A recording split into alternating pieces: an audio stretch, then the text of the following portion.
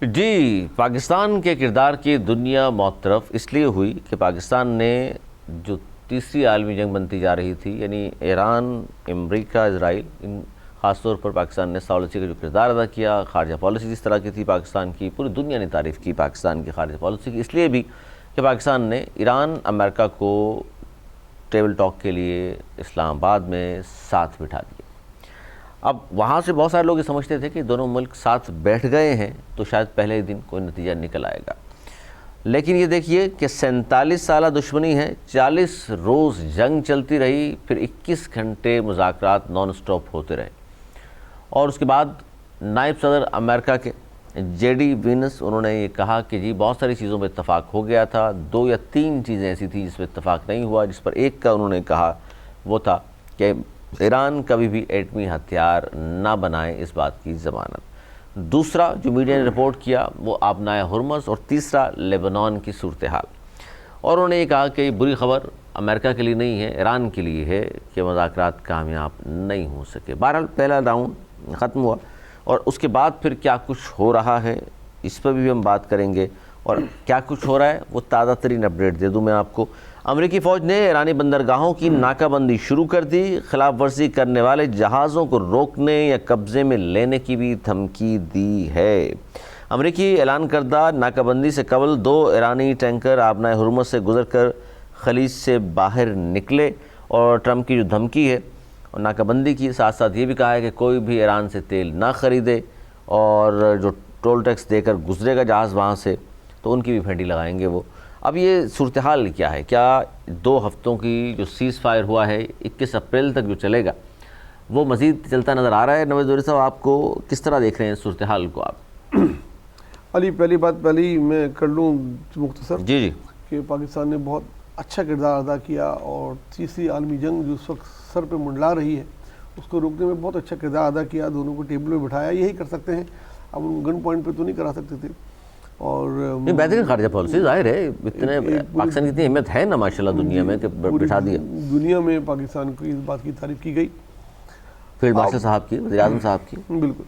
अब आ जाते हैं असल चीज़ पे जो सबसे ज़्यादा ख़तरनाक है और जिसके लिए इस वक्त पूरी दुनिया परेशान है, वो ये है कि जो अमेरिका ने अचानक मुज़ाकरात के फ़ौरन बाद, जबकि सीज़ फायर अप्रैल के 21 तारीख तक है, लेकिन उन्होंने धमकी दी और एक ऐसी चीज़ जो कि इस जंग में इससे पहले नहीं थी, अब वो एक नई जुगत लेकर आए हैं और उन्होंने अब आबनाए हुर्मुज़ की नाकाबंदी कर दी। इससे जो है दुनिया एक बहुत बड़े माशी बहरान में जो पहले ही मुब्तला है और मुब्तला हो जाएगी। और वो जो जंग के बादल मंडला रहे हैं इस वक्त अगले 24-48 घंटे में, कि खुदा न खाता अगर कोई भी एक पहला फायर जिसने किया, या तो ईरान की किसी कश्ती पे, या अपना हुर्मुज़ से गुजरने वाली किसी कश्ती पे, या फिर अमेरिकन किसी बोट पे, तो वहाँ से वो जंग शुरू होगी कि जो फिर किसी के हाथ में उसका इख्तिताम मैं समझता हूँ बहुत मुश्किल हो जाएगा। और ये जंग मुझे ख़तरा है कि ये तीसरी आलमी जंग में बदल जाएगी, क्योंकि अब उन्होंने चाइना को भी डायरेक्ट धमकियाँ दी हैं, चाइना भी डायरेक्ट इन्वॉल्व हो गया है। चाइना का वैसे उनका अगले महीने दौरा भी है, लेकिन अब वो इन हालात में खासतौर जंगी हालात में दौरे नहीं होते। और ये भी धमकी दी है ट्रम्प ने कि चाइना अगर इस जंग में कूदा या हेल्प आउट करने की कोशिश की तो 50% टैरिफ आयद कर दूंगा मैं चाइना पर, क्योंकि चाइना का पेट्रोल का बहुत बड़ा दारोमदार इसी जगह से है।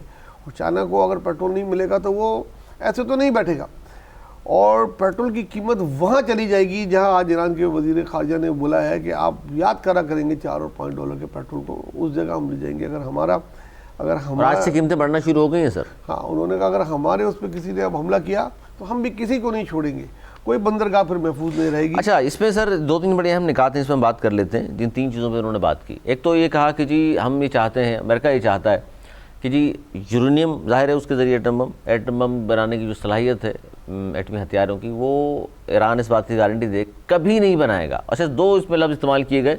एक तो होता कि जी माहिदा हो गया 4 साल नहीं काम करेगा, या 10 साल की पाबंदी होगी, या 20 साल की पाबंदी होगी। उन्होंने इस्तेमाल किया जी कभी नहीं, मतलब जब तक ईरान है वो कभी ना बनाए। दूसरा उन्होंने कहा जी आबनाए हुर्मुज़ का कोई हमें हल निकालना पड़ेगा, ये तो ईरान ज़ाहिर बदमाशी कर रहा है और ये तो हो नहीं सकता। हालांकि बड़ी पुरानी बात है, ईरान के साथ है आबनाए हुर्मुज़, अमेरिका कहाँ है, इजराइल कहाँ है, और वहाँ अगर उस पर दावेदार बनता है तो उस पर भी आप क्या कहेंगे? तीसरी बात, लेबनान जिस पर इसराइल मुसलसल बमबारी कर रहा है, उस पर भी वो बात करने को तैयार नहीं थे। इन तीनों पॉइंटों में चाहता हूँ आप एलेबरेट थोड़ा सा कर दें। देखिए, अगर मुज़ाकरात की बात करूँ, ये तीनों पॉइंट मद्देनज़र रखूँ तो अली, इसमें साफ ये लगता है कि अमेरिका नहीं चाहता था कि ये हो, उस थोड़ा टाइम गेन करना चाह रहा था। जो ईरान का शुरू से ही ये मौक़िफ़ था। अमेरिका टाइम गेन करके क्या करेगा? टाइम गेन करके जो उस वक्त सूरत हाल होगी थी, जो जंग हार रहा था हर गुजरते दिन के साथ, उसकी तो ताज़दम होगी। और वो क्योंकि जब ये मुआहदे के लिए शराइत पेश की जो तय हुए थे, जो उन्होंने दिए थे उसमें जंग बंदी की ही शराइत में लेबनान भी शामिल था, जो हमें जिस पे बात ही नहीं करना चाह रहे वो, जिस पे वो कह रहे नहीं जी वो नहीं शामिल था, मतलब डिनाई कर रहे हैं, झूठ बोल रहे हैं। और उन्होंने जंग मुज़ाकरात शुरू बाद में हुए, पहले लेबनान पे हमले शुरू कर दिए उन लोगों ने, इसराइल ने। तो इसराइल तो किसी सूरत में नहीं चाहता कि ये मुज़ाकरात हो, और वो इसी तरीके से वो कामयाब भी हुआ। दूसरी ख़तरनाक बात यह है कि अब्राह हुर्मुज़ को बिल्कुल ही ये बंद कर देंगे, और बंद कर देंगे तो बहुत ज़्यादा नुकसान मुस्लिम ममालिक का भी होगा और रशिया और चाइना का भी होगा, साथ में यूरोप का होगा। अमेरिका को इतना नुकसान नहीं जिन ममालिक का आप कह रहे हैं नुकसान होगा, वो इस वक्त क्या करेंगे? अमेरिका के फिर भी हल नहीं, वो जंग में शामिल हो जाएंगे। तभी तो मैं ये कह रहा हूँ कि मुझे तीसरी आलमी जंग साफ नजर आ रही है। अमेरिका के खिलाफ खड़े होंगे, अमेरिका के खिलाफ खड़े होंगे। और उसके बाद जब अमेरिका की यहाँ से ये पसपाई होगी, तो उसके बाद वो कोई भी इस किस्म की हरकत कर सकता है कि कोई भी ताबकारी बम, छोटा बम, बड़ा बम, कोई भी इस किस्म की हरकत करेगा जिससे कि दुनिया बहुत पीछे चली जाएगी, और एक ऐसा माशी बहरान और एक ऐसा जंगी मैदान बन जाएगा कि जो फिर किसी के कंट्रोल में नहीं हो। कौन से ममालिक हैं जो ट्रंप को इन चीज़ों से बात रख सकते हैं? चाइना, रशिया, ये दोनों ऐसे ममालिक हैं। उनको इस वक्त किरदार अदा करना चाहिए। अगर नहीं किया तो वो खुद बहुत नुकसान में रहेंगे। मैं बता रहा हूँ, चाइना खुद बहुत बड़े नुकसान में आ जाएगा। खुद उधर उनका पेट्रोल का दारोमदार है, उसकी तमाम तिजारत का दारोमदार मैक्सिमम इधर से ही है, और उसकी एक्सपोर्ट रुक जाएगी, इंपोर्ट थोड़ी बहुत जो करते हैं वो रुक जाएगी उसकी। और रशिया को बहुत बड़ा नुकसान होगा। अच्छा जी, अमेरिका की जानिब से है तो वो मिडिल ईस्ट तो तबाह बर्बाद हो जाएगा। अमेरिका की जानिब से आबनाए हुर्मुज़ की नाकाबंदी की खबरों के बाद आलमी मंडी में तेल की कीमतों में, जिस तरह आप बात कर रहे थे, इजाफा हो गया और कीमत $60 में इजाफा हुआ और $102 फी बैरल हो गई है। अली 102, मैं आपको पूरी रिकॉर्ड में कह रहा हूँ, आप लिख लीजिएगा। अगर खुदा न खाता ये जंग शुरू हो गई तो और आपने हुर्मुज़ बंद कर दी, आपने हुर्मुज़ बंद कर दी, तो पेट्रोल 202 तो क्या, 302 तो क्या, पेट्रोल नायाब हो जाएगा, होगा ही नहीं। एक चीज़ की कीमत होती है ना, जो चीज़ हो, अब एक चीज़ है ही नहीं मार्केट में, उसकी क्या कीमत आप रखेंगे? दोबारा मुज़ाकरात होते नजर आ रहे हैं आपको? देखिए, दोबारा मुज़ाकरात की बात की गई थी जिसमें ख़त्म हुआ था, तो बोलता एक नशिस्त और होगी, हम उधर जाके ट्रम्प से बात करेंगे, हम इधर बात करेंगे और एक और जवाब दिया जाएगा, क्योंकि उन्होंने कहा था मैं फाइनल ऑफर कर दिए ईरान को। लेकिन अब जो सूरत हाल नज़र आ रही है उनकी नाकाबंदी की, जिस तरीके से वो कर रहे हैं, और खुदा ना खाता एक भी फ़ायद, जैसे मैंने कहा कि अगले 24-48 घंटे में हो गया, तो उसके बाद मुज़ाकरात तो बहुत दूर चले जाएंगे, बहुत दूर चले जाएंगे। बल्कि और कुछ ऐसी चीज़ होगी जो हम और आप जिसका तसव्वुर करके भी कांप जाए। मैं नहीं वो बातें करना चाहता, मैं नहीं वो चीज़ें बताना चाहता कि जो कुछ हो सकती हैं उनके उसमें, और दिल से ये दुआ है कि ये ना हो और ये रुक जाए, कोई एक ऐसी चीज़ हो, और ये एक ही तरह रुक सकती है। अरे ताकत का तवाज़ुन जब बराबर होगा तभी जंग रुकती है। जब तक ताकत का तवाज़ुन बैलेंस में नहीं होगा, जंगें नहीं रुकती।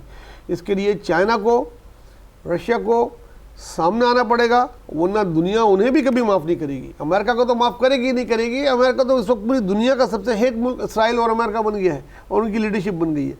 लेकिन अगर ये ईरान का जिस तरह का तहजीब ख़त्म कर देंगे, या ये कर देंगे या वो कर देंगे, या उसको तबाह किया उधर की रिफाइनरीज़ को, इंफ्रास्ट्रक्चर को, तो उसके बाद खुदा न खाता कोई ताबकारी फैल गई तो फिर हवा किसी की नहीं होती, जब वो चलती है तो किसी की नहीं होती है। तो वो फिर बहुत, क्या लगता है आपको कि जिस तरह के हालात अब हो गए दुनिया में, अमेरिका सुपर पावर रह पाएगा? अमेरिका तो इस जंग जब शुरू हुई थी, उस जंग के 10 दिन के बाद ही सुपर पावर वो लूज़ कर चुका था। अच्छा, आप कह रहे हैं वो टाइटल अब नहीं है उसके पास? 46 दिन चली है जो उन्होंने कहा था हम 10 दिन में सीज़फायर, वो हथियार डलवा देंगे, रजीम चेंज कर देंगे, जब वो नहीं, ऐसा कुछ भी नहीं कर सके, ना कुछ कर सके। उनके वो जहाज़ जो है वो डाउन हुए जिसका तस्वुर भी नहीं था उनको। उनका वो प्रेस्टीज बहरी बेड़ा उधर से भागा जिसके नाम से वो गल्फ़ को डराते थे। उनकी मिट टूटी, इसराइल के बाजे बजे। तो ये जो चीज़ें हुई, तो उसके बाद जो है वर्ल्ड पावर तो रहा ही नहीं। अब उसकी गल्फ़ से जो भी चीज़ें हैं वो भी ख़त्म हो जाएगी, और उसी हजीमत को जो उसको उठानी पड़ी है वो कोई इस किस्म की हरकत ना कर जाए कि जिससे फिर दुनिया उन्हें कभी ना माफ़ करे।